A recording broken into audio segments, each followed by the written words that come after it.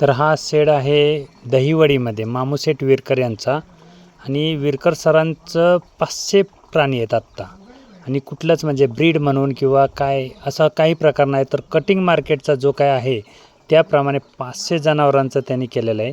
आणि आत्ता जे शेड दिसतं एकदम पॉली हाऊस टाईपमध्ये दिसतंय. पण आतमध्ये जर गेलं ह्याच्यामध्ये आतमध्ये पण मी दाखवतो. पण आतमध्ये गेलं की एवढं फ्रेश क्लायमेट आहे आतमध्ये वातावरण की म्हणजे आपल्यातून कल्पना त्यांनी केलेली आहे. आणि जे आतमध्ये प्राणी वगैरे जे आहेत ते सर्वच म्हणजे माडग्याळ आहे, विजापुरी आहे आणि नारी सुवर्ण पण आहे खास करून. पण कुठलं ब्रीड म्हणून ते कोणाला विकत नाहीत, तर जे काय आहे ते कटिंगच्या मार्केटप्रमाणेच विकतात. आणि ते सांगतात कटिंग म्हणजेच सर्वात उत्तम मेंढीपालन. मग आपण समजलं पाहिजे की जर जुनी लोक सांगत असतील कटिंग म्हणजेच उत्तम मेंढीपालन तर ते नक्कीच 100% खरं असणार आहे. त्याप्रमाणे केलं पाहिजे. 500 मेंढ्यांचं नियोजन. काका तुम्ही नाव सांगा आता. माझं नाव बाबासाहेब बाळासाहेब विरकर, परंतु मला मामूशेठ विरकर या नावाने ओळखलं जातं. आता ह्या 500 मेंढ्यांचं चाऱ्याचं नियोजन काय करता साहेब? आता चाऱ्याचं नियोजन म्हटलं तर पावसाळ्यात आपण जास्त प्रमाणात मकाचा चारा घेतो आणि मकाचा चारा बारीक कुटी करून तो बंकर भरून ठेवतो. म्हणजे 400-500 टनापर्यंत आपण बंकर भरून ठेवतो. उन्हाळ्यात मग ज्यावेळेस गव्हाची काढणी चालू होती त्यावेळेस गव्हाचं काड गोळा करणे, परत कडबा विकत घेणे किंवा शेतीत कडबा तयार करणे आणि त्याचा मुरघास बनवून ठेवणे, अशा पद्धतीनं आपण त्याचं चाऱ्याचं नियोजन करतो. म्हणजे चाऱ्याचा कुठलाही प्रॉब्लेम येत नाही आपल्याला. म्हणजे सर्वात भारी म्हणजे मटन मार्केट आपलं. Mutton market. ब्रीड मार्केट कुठलं भारी? नाही, ब्रीडसाठी तुम्ही धंदाच करू नका. कारण किती काही केलं तर शेवटी आपण जी मेंढी पालन करतो शेवटी मेंढीचा जो उपयोग आहे तो अगदी जसं बैलांचा उपयोग शर्यतीसाठी प्रदर्शनासाठी असा हा उपयोग नाही. मेंढीचा उपयोग हा मटण म्हणूनच करावा लागणार आहे. त्याच्यामुळे तुम्ही ब्रीड महत्वाचं नाही, तुम्हाला मटण महत्वाचं आहे, मटण मार्केट महत्वाचं आहे. बरोबर आहे ना. आता आम्ही लोक सांगतो की हे नारी सुवर्ण चांगलं आहे किंवा काही लोकांकडे जे लाल मेंढ्या येतात ते म्हणतात ते चांगलं आहे. पण सर्वात मी लोकांना सांगतो की मटण मार्केट हे सर्वात चांगलं आहे. हा, मटण मार्केटच सर्वात चांगलं आहे. चुकीचं आहे का बरोबर आहे? आता तुम्ही जुने आहेत, तुम्ही जे मटण मार्केट चांगलं आहे म्हणताय का नाही, ती मटण मार्केटच सर्वात चांगलं आहे. त्याची जात कुठलीही चांगली नाही. जात चांगली म्हणण्यापेक्षा मटण मार्केट चांगलं म्हणावं लागेल. आता ह्या सर्व एवढं 500 जनावरांना खुराकाचं काय नियोजन करता?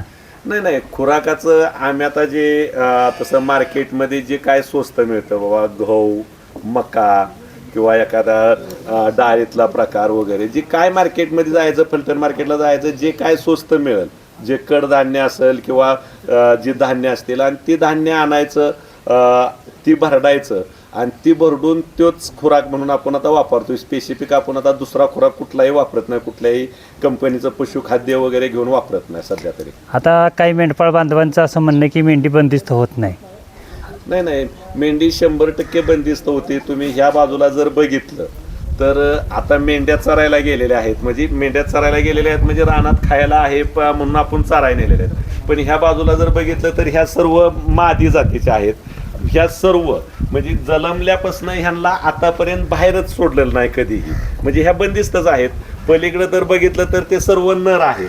म्हणजे जन्मल्यापासून आजपर्यंत त्यांना बाहेरच सोडलेलं नाही. म्हणजे आता हे विक्रीला नर आलेत, ह्याच्यातले 75% नर विक्रीला आलेत. ह्याचं जवळजवळ लाईव्ह वेट म्हटलं तर एकाचं 30-35 किलोपर्यंत, कायचं 40 किलोपर्यंत लाईव्ह वेट गेलेलं आहे. पण ह्यांना एकही दिवस म्हणजे असं बाहेर सोडलेलं नाही. म्हणजे मेंढी 100% बंदिस्त होती, बंदिस्त होत नाही असं नाही. ओके.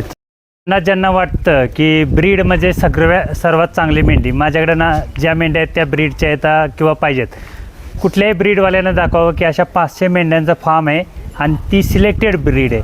आता बघू शकता हे काकांचं आहे. मी आता दहिवडीमध्ये 500 मेंढ्यांचा फार्म आहे. कुठलंच ब्रीड नाही, कुठलंच हे नाही. तर हे कटिंग मार्केटप्रमाणे करतात आणि जर आपण असं केलं तर कधीच लॉस नाही. हा त्यांचा अनुभव आहे, माझा पण तर आहेच, पण त्यांचा माझ्यापेक्षा अनुभव आहे. आणि ह्या सर्व मेंढ्या टेंगुर्णी आणि माडग्याळ आणि नारी सुवर्ण ह्या सगळ्या जातीच्या मेंढ्या येतात. एकाच फार्ममध्ये 500 मेंढ्या येतात. आता काय केलं बंकर किती खर्च केलंय, पण ही लय सोपं बंकर आहे. बरं तो बंकर करून किती कागद टाकायचे ती मातीतच आहे डायरेक्ट नव्हे तो बंकर करून तुझ्या कागद टाकायचे कागदच टाकायचा आहे. मग 3 मिनिट काय करायची गरज आहे राव? आता मला एक शंका आहे फक्त माझ्यावर आता बुश घ्यायचे त्याला काय करायचं खाली तुम्ही ती कोंबड्याची जाळी असते का नाही ती टाकायची अशी आधी. पूर्ण खालनं चिकन मेश पात्र मधली हो तिला पात्र मधली किती तुटतच जातं? नाही घुशीला उंदराला कशाला तुटत नाही. नाही ते पुसते ना लोक जाड चांगला. म्हणजे काय म्हणताय का आता मी बघितलं का नाही पहिल्यांदा किंवा बंकर करतो मी. कारण मी आता सर्वसामान्य शेतकरी आहे.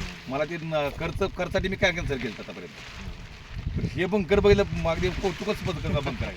नाही तो असा प्रेस झाला पाहिजे बघा. नाही आता एक आहे आमच्या ट्रॅक्टर आहे आम्ही आता काय देशी आणणार नाही हे तुम्ही हातानं काढून बघा नाही आमच्याकडे पुढच्या बाई ट्रॅक्टर आहे बरं का आणि मागच्या बाई ट्रॅक्टर निघत नाही तो सगळं. आणि मुळात काय होतं की हे जे आता मक्याचं दाणं दिसते ते ना हे विकतच्या मुरगासात दिसणार नाही तुम्हाला.